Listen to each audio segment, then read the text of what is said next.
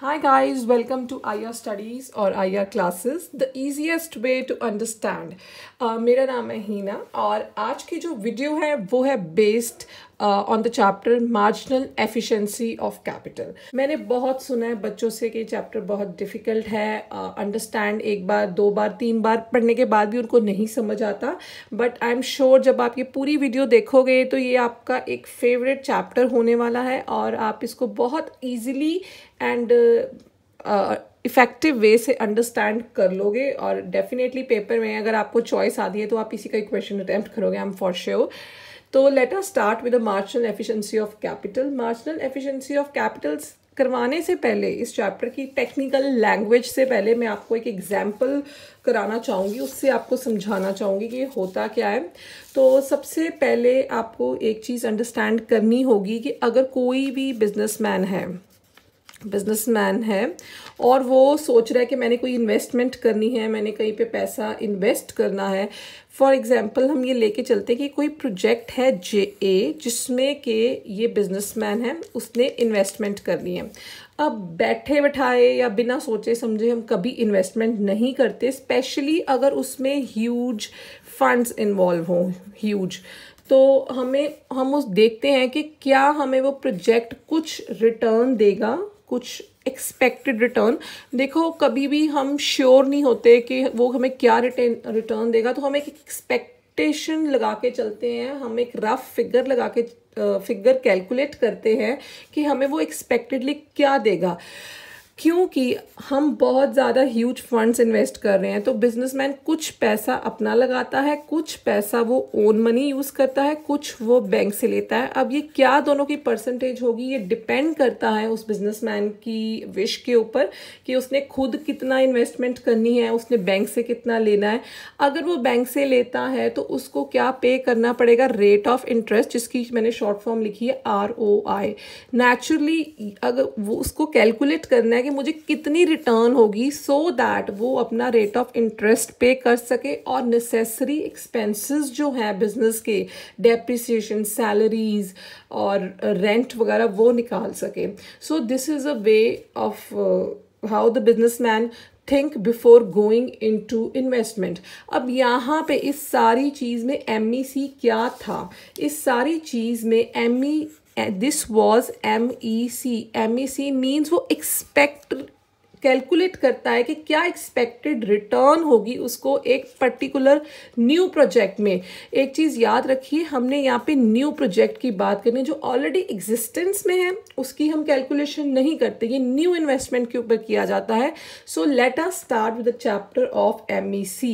Before starting with the chapter एक चीज़ मैं आपको यहाँ पे और क्लैरिफाई करने जाऊँगी कि marginal efficiency of capital, marginal का मीनिंग होता है कि हमें थोड़ा बहुत एस्टिमेट बता दो, चाहे कम चाहे लेस, आप बता दो कि हम जो इन्वेस्टमेंट कर रहे हैं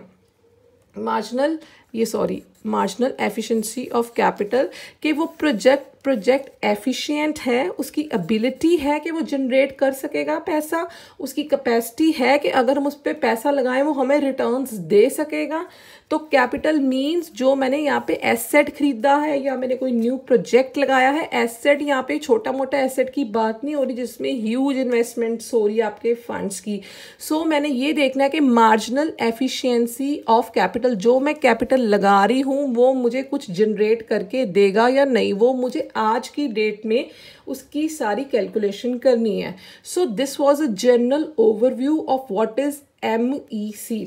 so let us start with the technically language क्या है और आपको बुकिश लैंग्वेज क्या बोलती है कि MEC क्या होता है।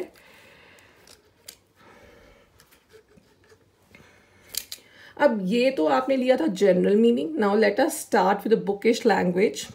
सो MEC, ये मैं आपको पता है जब भी मैं आपको कोई भी चीज़ कराती हूँ तो मैं उसको इस वे से कराती हूँ ताकि आप पेपर में उसको एज इट इज़ अटेम्प्ट कर सके। आप इसमें एडिशंस कर सकते हो, आप अपनी विश से चाहो तो आप ऐड ऑन कर सकते हो, लेकिन आप कोई भी मटेरियल जो मैं आपको प्रोवाइड करती हूँ उसको आप डिलीट नहीं करोगे। अगर आप और ऐड करोगे तो इट्स बहुत अच्छी बात है, आपके मार्क्स भी बहुत अच्छे आएंगे, बट जो मैं लिख रही हूँ ये नेसेसिटी है, इतना तो आपको चाहिए ही चाहिए क्वेश्चन में, आपके आंसर में। MEC was first used by Irving Fisher. ये फिशर थे जिन्होंने फर्स्ट टाइम 1930 में ये कॉन्सेप्ट लेके आए थे, उन्होंने इसका नाम लिया था। तो ये है क्या, एंड इन्होंने इसका दूसरा नाम दिया था rate of return over the cost. Means जो भी आपकी कॉस्ट लग रही है, आपने इन्वेस्टमेंट के ऊपर जो कॉस्ट लगाई है उसके ऊपर आपको क्या रिटर्न मिल रही है। अच्छा, अब यहाँ पे एक चीज़ है, जो ये रिटर्न है हमने परसेंटेज में चाहिए। भी हमें बताओ 3% या 4%, तो हमने इसको और इजी कर दिया कि हमें कैलकुलेशंस मत बताओ कि हमें 3 लाख आएगा 2 लाख, हमें सिर्फ परसेंटेज बता दो। MEC is a rate of return, ये रेट है ओवर द कॉस्ट। चलो, अब ये MEC प्रॉब्लम है यहाँ पे कि MEC कैलकुलेटेड कैसे कैलकुलेट करना है। इसको कैलकुलेट करने के लिए हमें 2 चीज़ें चाहिए, एक है प्रोस्पेक्टिव यील्ड और दूसरी है सप्लाई प्राइस। या आप ये भी लिख सकते हो MEC depends upon the prospective yield and supply price. Now अगर तो मैं आपको यहाँ पे कैलकुलेशन करनी बताऊं, जो कि आप अपनी बुक्स में भी अभी तक आपने देखा होगा कि वहाँ पे कोई न्यूमेरिकल पिक्चर्स की हुई हैं जो आपको देखने से बहुत डर लग रहा है ये है क्या, बट वो एक्चुअल में बहुत इजी है। उन्होंने कैलकुलेट किए, जो हमने यहाँ पे रैंडमली मैंने पिक की है। रैंडमली का मीनिंग है सपोज किया है मैंने, ये 4% है आपका MEC। अब ये 4% कैसे कैलकुलेट होगा, ये उन्होंने उसकी न्यूमेरिकल फिगर दी है। तो अभी मैं उस चीज़ में नहीं जाऊँगी, ये वीडियो की लास्ट में मैं आपको बताऊंगी कि कैसे MEC निकलता। इन्वेस्टमेंट 2 फंक्शंस के ऊपर हाईली डिपेंडेंट होती है, बेस्ड होती है, वो है rate of interest and MEC। सो मैं ये भी लिख सकती हूँ कि MEC is a function of investment. तो हमने यहाँ पे ये भी मेंशन करना है कि MEC is one of the determinant to induce. Induce का मीनिंग होता है अभी होने वाली है जो इन्वेस्टमेंट, तो MEC उसका क्या है, MEC उसका एक डिटर्मिनेंट है। नाउ हम करेंगे meaning of MEC। MEC refers to expected rate of return. दोबारा से हमने एक्सपेक्ट की है, हम श्योर नहीं है, हमने एक एस्टिमेशन लगाया है, रफ एस्टिमेशन है। The rate of return on the new investment, जो हम न्यू इन्वेस्टमेंट करने जा रहे हैं, हमें उस पर क्या रेट मिल रहा है रिटर्न्स का। और the new capital project, capital का यहाँ पे मीनिंग है जहाँ पे मेरा बहुत सारा पैसा लग रहा है उस चीज़ को। अब यहाँ पे हमने, आपको पता है मैं कोई भी चैप्टर कराती हूँ, कोई भी थ्योरी कराती हूँ, तो उसमें मैं बहुत ज़्यादा स्ट्रेस देती हूँ एज अ टीचर कि भी आप डेफिनेशंस लिखें। ऑथर डेफिनेशन मीन्स जब आप स्पेसिफिकली ऑथर्स के नाम के साथ आप डिफाइन करते हो उस चीज़ को। MEC is a ratio between your prospective yield of the additional capital good and their supply price। अब prospective yield क्या है, supply price क्या है, ये मैं आपको अभी कराने लगी हूँ। इसको अंडरस्टैंड करने के लिए आपको ये एक एग्जाम्पल अंडरस्टैंड करनी पड़ेगी। देखिए, एक प्रोजेक्ट लगाया मैंने जिसकी कॉस्ट है 600। जब कोई भी प्रोजेक्ट लगाते हैं उस पर जितना पैसा लगेगा हम उसको बोलते हैं सप्लाई प्राइस। मीन्स मेरा कितना पैसा जा रहा है, सप्लाई जा रही है मेरी किसकी, प्राइस की। तो अब हम पहले ही इन एडवांस हम सोच लेते हैं कि अगर ये प्रोजेक्ट मैं लगाऊंगी, मुझे first year, second year, third year, 4, 5 these are the time, मुझे हर ईयर उस प्रोजेक्ट से कितनी रिटर्न आएगी। जैसे यहाँ पे मैंने 600 करोड़ का प्रोजेक्ट लगाया, तो मुझे फर्स्ट ईयर 110 करोड़ की रिटर्न है, सेकेंड ईयर मुझे 120 करोड़ की, थर्ड ईयर मुझे 100, फोर्थ ईयर मुझे 100 करोड़, फिफ्थ ईयर फिर मुझे 100। अब हर साल जो मुझे ये प्रोजेक्ट देगा that is known as prospective yield. Okay, तो प्रोस्पेक्टिव यील्ड की मैं आपको यहाँ पे एक डेफिनेशन भी है वो भी कराऊंगी। Prospective yield of an asset, asset की क्या प्रोस्पेक्टिव यील्ड होगी, इज एग्रीगेट, इकट्ठा कर दिया मैंने, sum of the net expected return in its during the life time, पूरे लाइफ टाइम में वो हमें क्या रिटर्न देगा। या इसकी दूसरी डेफिनेशन ये भी है, aggregate of the annual returns expected from a capital asset over its lifetime is called as total prospective yield. आप चाहे तो कोई भी डेफिनेशन कर सकते हो, नहीं तो दोनों भी कर सकते हो। Supply price of the capital asset is the cost of producing the new asset of that kind but not the supply of existing asset। यहाँ ये लाइन बहुत इंपॉर्टेंट है। अगर कोई ऑलरेडी प्रोजेक्ट एग्जिस्ट कर रहा है, एग्जिस्टेंस में है, आप उसकी प्राइस कॉस्ट नहीं ऐड करोगे। जो आप न्यू प्रोजेक्ट लगाने वाले हो आप उसकी प्राइस ऐड करोगे, सप्लाई प्राइस। दूसरे ऑथर की जो हमने की है Stonier and Hague, according to Stonier and Hague, MEC of an asset shows, ये शो करता है कि what an entrepreneur means businessman expect to be able to earn from acquiring one more asset। Simply है, अगर आप इसको एक ही MEC का एक ही वर्ड है एक्सपेक्टेड रेट ऑफ रिटर्न, तो उसको एक्सपेक्टेड मीन्स उसको क्या वो अर्न कर सकता है अगर वो एक एसेट लगाता है of that kind compare to what he has to pay to buy it. आपको MEC का क्वेश्चन आता है, आप इसकी इंट्रोडक्शन दीजिए, आप उसका मीनिंग दीजिए, डेफिनेशन दीजिए। नेक्स्ट आपने उसके दो पार्ट देने हैं जिसके साथ आप MEC को कैलकुलेट कर सकते हैं, वो है prospective yield and supply price. ये तो आपकी सारा MEC हो गया क्या होता है। अब यहाँ पे एक और बहुत इंपॉर्टेंट क्वेश्चन है MEC के साथ रिलेटेड, वो है फैक्टर्स इन्फ्लुएंसिंग या factors that effects your MEC। अब MEC को अगर मैं आपको ईजीएस्ट लैंग्वेज में बताऊं कि ये क्वेश्चन का मीनिंग क्या है, कि कौन कौन सी चीज़ें हैं जो आपकी MEC को चेंज कर सकती हैं, तो वो है long term factors and short term factors. Short term factors discuss करने के बाद then we will move on to the long term factors. तो शॉर्ट टर्म फैक्टर्स डिस्कस की एक ही टेक्निक है, आपको पता है MEC। अगर तो आप जिस वे से मैं करा रही हूँ उस वे से करोगे तो आपको बहुत इजी लगेगा ये सारे लर्न करने। MEC क्या होता है, जब भी मैं MEC बोलती हूँ तो आपके दिमाग में फर्स्ट चीज़ जो आपकी आनी चाहिए वो है it is expected rate of return, expected rate of return. Okay, तो अब इसी लाइन को ही बेस बना के हम ये सारे पॉइंट्स सॉल्व करेंगे। अब यहाँ पे है size of market. First point क्या है, साइज ऑफ मार्केट। अगर आपका मार्केट का साइज इतना था, अब ये लार्ज हो गया है, बढ़ गया है, मार्केट का साइज बहुत ज़्यादा बढ़ गया है, और आपको लगता है कि अगर साइज बढ़ेगा नेचुरली आपकी जो फ्यूचर की और प्रेजेंट की जो डिमांड है वो बढ़ेगी। तो जो आपका ओनर जो होगा, एंटरप्रेन्योर होगा, उसको है कि अब पीछे से हाई डिमांड आ रही है क्योंकि मार्केट का साइज बढ़ गया है अभी भी और आने वाले टाइम में भी, और लोग बहुत ज़्यादा डिमांड कर रहे हैं गुड्स की, और उससे क्या होगा कि वो इकोनॉमीज टू स्केल करेगा, इंटरनल एंड एक्सटर्नल, वो अपनी प्रोडक्शन इंक्रीज करने की कोशिश करेगा। जब वो प्रोडक्शन इंक्रीज करने की कोशिश करेगा वो न्यू प्रोजेक्ट्स लगाएगा, न्यू प्रोजेक्ट्स जब लगेंगे तो आपका MEC क्या होगा, इंक्रीज होगा, इट इज पुश अपवर्ड। सो ये आपको कॉन्सेप्ट क्लियर हो गया है।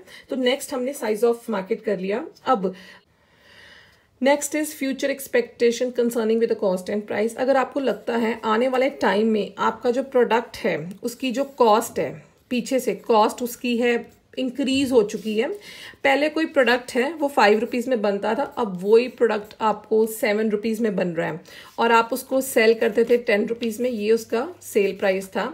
अब वही प्रोडक्ट जो अभी क्या हो गया कि उसकी कॉस्ट नाउ, उसकी जो कॉस्ट है वो 7 हो चुकी है और उसका जो सेल प्राइस है वो हो चुका है 9। तो इस केस में उसका जो प्रॉफिट मार्जिन है एंटरप्रेन्योर का वो कम हो गया, वो और नई इन्वेस्टमेंट नहीं करेगा, नया प्रोजेक्ट नहीं लगाएगा, MEC वुड डिक्लाइन और वो डिमिनिश कर जाएगा और वो फॉल हो जाएगा। Next is propensity to consume. Propensity क्या होता है, it is in consumption over income. अगर आपकी कंजम्पशन बढ़ती है, प्रोपेंसिटी बढ़ता है, आपकी कंजम्पशन बढ़ेगी, वो इन रिटर्न आपकी डिमांड बढ़ाएगी, डिमांड बढ़ेगी तो जो एंटरप्रेन्योर है वो और इन्वेस्टमेंट करने की कोशिश करेगा और MEC आपका क्या हो जाएगा, इंक्रीज हो जाएगा उसके साथ। तो MEC की जगह पे आप यही लिखोगे कि आप जो एंटरप्रेन्योर है उसको लगेगा कि मेरी एक्सपेक्टेड रिटर्न है वो इंक्रीज होगी, एक्सपेक्टेड रिटर्न जैसे ही मेरी इंक्रीज उसको लग रहा है इंक्रीज होगी, MEC भी आपका इंक्रीज होना शुरू हो जाएगा। नेक्स्ट इज आपका नेक्स्ट पॉइंट है साइकोलॉजी ऑफ एंटरप्रेन्योर। अगर तो आपको पता है मार्केट में 2 चीज़ें होती हैं, एक होता है बुल एंड एक होता है बियर। बियर जो है वो बहुत स्लो आपको पता है चलता है और बुल तो बहुत फास्ट चलता है। तो it means bull is a situation जब आपकी मार्केट पूरी अप है, सिचुएशन अच्छी है, स्पेशली मतलब आपकी मार्केट एक्सपैंड कर रही है, और बियर का मतलब है बिल्कुल डाउन, स्लो है। अब अगर तो बुल की सिचुएशन है, मार्केट एक्सपैंड कर रही है, तो आपकी जो एक्सपेक्टेड रेट ऑफ रिटर्न क्या आप एक्सपेक्ट करते हो कि वो हाई होंगी। अगर एक्सपेक्टेड रिटर्न हाई होगी तो इट मीन्स MEC क्या है, MEC will also increase. Next है लेवल ऑफ इनकम। अगर आपकी इनकम बढ़ती है, एक ह्यूमन बीइंग है, उसकी इनकम बढ़ेगी, उससे उसका कंजम्पशन पैटर्न भी चेंज होगा। अगर उसका कंजम्पशन पैटर्न भी इंक्रीज हो रहा है इनकम के साथ, तो जो प्रोड्यूसर है तो वो भी और प्रोडक्शन करेगा, क्योंकि उसको पता है कि मुझे एक्सपेक्टेड रिटर्न्स जो हैं वो भी मेरी इंक्रीज होंगी। एक्सपेक्टेड रिटर्न इंक्रीज क्या होंगी तो it means MEC will also increase. Taxation policy, अगर तो आपकी गवर्नमेंट टैक्सेशन का सारा चार्ज किसके पास होता है, आपकी गवर्नमेंट के पास। अगर तो गवर्नमेंट टैक्सेस आपके इंक्रीज कर दे, पहले आप फॉर एग्जांपल 5000 टैक्स देते थे अपनी इनकम से, अब आप 7000 टैक्स दे रहे हो, अब 2000 एक्स्ट्रा दे रहे हो, नेचुरली आपका कंजम्पशन पैटर्न क्या होगा, कंजम्पशन पैटर्न फॉल होगा। कंजम्पशन पैटर्न फॉल होगा, जो प्रोड्यूसर होगा उसको लगता है कि मुझे जो रिटर्न्स है कंपैरेटिवली मुझे कम मिलेंगी, और वो जो न्यू प्रोजेक्ट है उस पर इतना नहीं लगाएगा, सो MEC वुड डिक्लाइन अगर टैक्सेशन पॉलिसीज में इंक्रीज होते हैं रेट्स ऑफ टैक्सेस। सो ये थे हमारे सारे पॉइंट्स जो कवर करते थे short term factors. Next we have long term factors. अब लॉन्ग टर्म फैक्टर्स भी हमें यही कहते हैं कि अगर आपकी साइज ऑफ पॉपुलेशन बढ़ता है तो आपको एक्सपेक्टेड रिटर्न्स लगता है ज़्यादा होंगी हमारी इकोनॉमी में से, तो उस केस में आप क्या करते हो, आपकी MEC बढ़ती है। नेक्स्ट इज, यहाँ पे मैं अभी फिलहाल नेचर ऑफ इकोनॉमी छुड़ा रही हूँ। इनोवेशन, इनोवेशन मीन्स अगर आप कोई न्यू इन्वेंशन करते हो, या कंज्यूमरिज्म मीन्स आप कुछ नई चीज़ खोज करते हो, उससे आप लोगों को वो बहुत पसंद आती है और आपकी जो कॉस्ट है वो फॉल हो जाती है। जब कॉस्ट फॉल होगी, आपको पता है कि एक्सपेक्टेड रिटर्न्स मुझे ज़्यादा मिलेंगी और आप न्यू प्रोजेक्ट लगाने के फेवर में होगे, तो MEC would go high. Globalization, globalization means अपना सामान किसी और कंट्रीज़ में सेल करना और फ्री ट्रेड होना। फ्री ट्रेड मीन्स कोई रिस्ट्रिक्शन ना होनी, आप इंपोर्ट कर सकते हो ईजिली, आप एक्सपोर्ट कर सकते हो ईजिली। तो इन दो केसेस में आपकी जो रिटर्न्स हैं वो एक्सपेक्टेड होंगी हाई और MEC वुड गो अप। अब एक हमने पॉइंट छोड़ा है, वो है नेचर, ये कैपिटलिस्ट एंड सोशलिस्ट।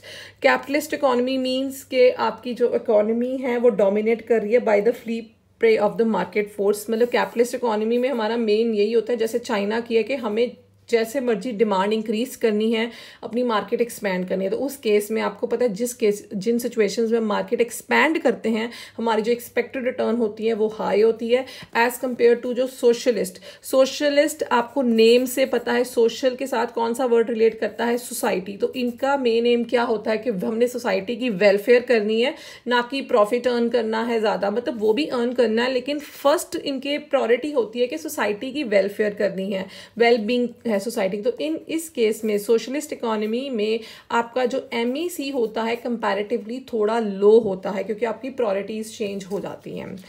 तो